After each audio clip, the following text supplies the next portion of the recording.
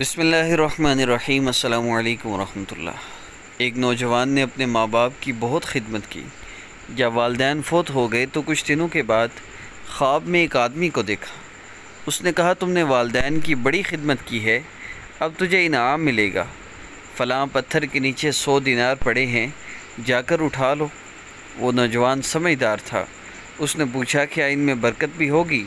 اس نے جواب دیا، اس میں برکت نہیں ہوگی۔ اس نے کہا، پھر میں نہیں اٹھاتا۔ جب صبح کو اٹھ کو بیوی کو بتایا، جب اس نے صبح اٹھ کے، وہ کہنے لگی، ٹھیک ہے تم نہ لینا، لیکن جا کر دیکھو تو صحیح کہ دینار پڑے بھی ہیں یا نہیں۔ اس نے کہا، جب لینے نہیں تو پھر میں جا کر دیکھتا بھی نہیں۔ دوسری رات پھر اسے خواب میں کہا گیا کہ فلاں جگہ پر 10 دینار پڑے ہیں، اٹھا لو۔ اس نے پھر وہی سوال کیا، کیا ان میں برکت ہوگی؟ جواب ملا کہ برکت نہیں ہوگی۔ اس نے کہا، میں 10 دینار بھی نہیں لیتا۔ جب بیوی کو بتایا تو وہ کہنے لگی، پہلے 100 دینار تو چھوڑ دیے تھے، اب 10 رہ گئے ہیں، وہ تو اٹھا لو۔ اس نے جواب دیا کہ جب ان میں برکت نہیں تو پھر میں نہیں لوں گا۔ تیسری رات پھر اسی طرح خواب آیا۔ اسے کہا گیا کہ تو نے والدین کی خدمت کی ہے، اس کے صلے میں 1 دینار ملے گا۔ اس نے پوچھا، برکت ہوگی؟ جواب ملا، ہاں برکت ہوگی۔ جب وہ نوجوان صبح کو بیدار ہوا تو اس نے اس پتھر کے نیچے سے 1 دینار اٹھا لیا۔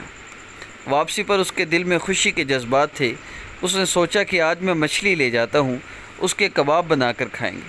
چنانچہ جب وہ مچھلی لے کر گھر آیا اور بیوی نے اسے کاٹا تو اس کے اندر سے ایک ایسا قیمتی ہیرا نکلا کہ جب اسے بازار میں جا کر بیچا تو اس بندے کی پوری زندگی کا خرچہ نکل آیا۔ اللہ رب العزت کے ذمہ رزق ہے، اور رزق اور موت یہ 2 چیزیں ہیں جو انسان کو زندگی اس دنیا جانے سے پہلے مل کے رہنی ہے۔ اور علماء فرماتے ہیں رزق کی سپیڈ موت سے زیادہ ہے، کیونکہ اس نے مرنے سے پہلے پہنچنا ہے، آپ کو مل کے رہنا ہے۔ اللہ رب العزت نے رزق کا ذمہ لیا ہوا ہے، اس کے لیے بے فکر رہیے۔ جتنا اور جب مقدر میں لکھا ہوا ہے مل کے رہے گا، لیکن آخرت کے فیصلے مقدر پہ نہیں ہیں، وہ آپ کے اعمال پہ ہیں۔ اللہ رب العزت ہمیں بھی ماں باپ کی خدمت کرنے کی اور اپنی آخرت کی تیاری کرنے کی توفیق عطا فرماوے۔ السلام علیکم ورحمۃ اللہ وبرکاتہ۔